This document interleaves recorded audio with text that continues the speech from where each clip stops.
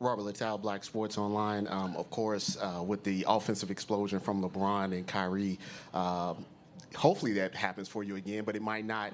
How can you maybe get Kevin Love more involved in the offense and kind of become that third offensive keg that you guys need? Just when they're switching, to post Kevin, when they have Steph and Clay and smaller guys on him, and let him take advantage of those guys on the post. And then if they, Kyrie and LeBron are driving the basketball and they help, Kevin's going to be there to knock down his open shots. Dave in the second row. Tyronn, Dave McMenamin, ESPN. J.R. Smith's had one 20-point game in each of the rounds you've played so far.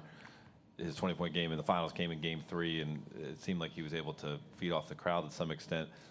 Is that something that can get him going, just the home court, or what can how can you guys activate JR?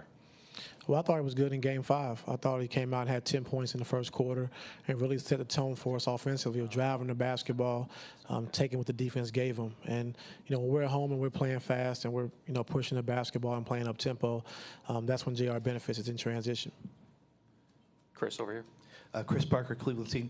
Coach, Kyrie is really good at snaking the pick and roll. He may be one of the best players in the NBA at doing that. It takes a really aggressive play to do that on the pick and roll. And I'm curious, in making him a scorer and deciding that he was going to be kind of the aggressive guy in your offense, if that's what you took into concern because of the fear that maybe if he played more tentative, looking for other people first as opposed to looking for his score, it might inhibit his ability to do that on the pick and roll.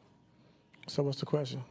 I was asking whether you chose to make him the aggressor and tell him just to be aggressive and not think about other people, if that was because you thought it might inhibit his skill.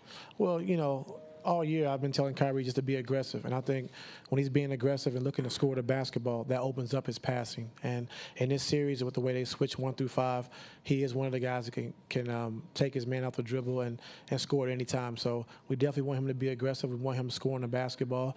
And when they, collapse, then make the right play, in which he's been doing. Jason on the left. Jason Lodge, Aggregate Journal. We were talking to LeBron yesterday about his numbers in closeout games, and I don't think we asked you, do you see anything different with him when he's been calling it do or die here for the last week, but it really is do or die when you got 3 losses on you. Have you noticed anything different in him in elimination settings because his career numbers are off the charts?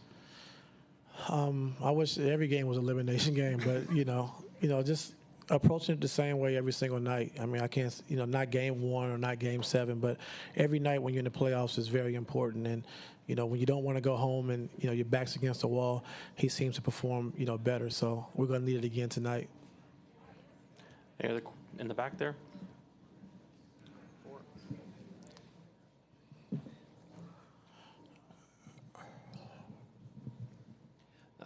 Adam Jardy, Columbus Dispatch. I wonder, I know you're the team obviously facing elimination and it's Game 6, but do you get a feel for what this game, this day might mean to the city?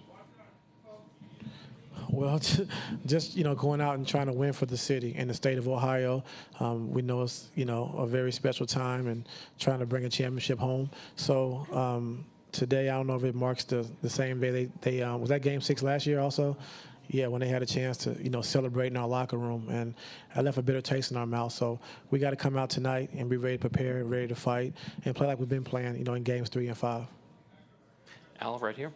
Al Sarasovic, San Francisco Chronicle. Just wanted to ask about Draymond Green's return, how that changes things for you, and what do you expect to see there?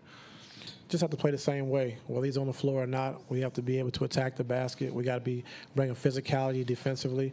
And we know he's a great passer offensively, but, his main staple is defensively. I think he's the best guy in the league, I've always said, of knowing when to help, when to get back, triple switch, getting guys out of mismatches. He's able to switch guard 1 through to 5. So on the defensive end, he is a load. So we just got to be aggressive, attack him, early and often, and live with the results. Any other questions? Thanks, Coach.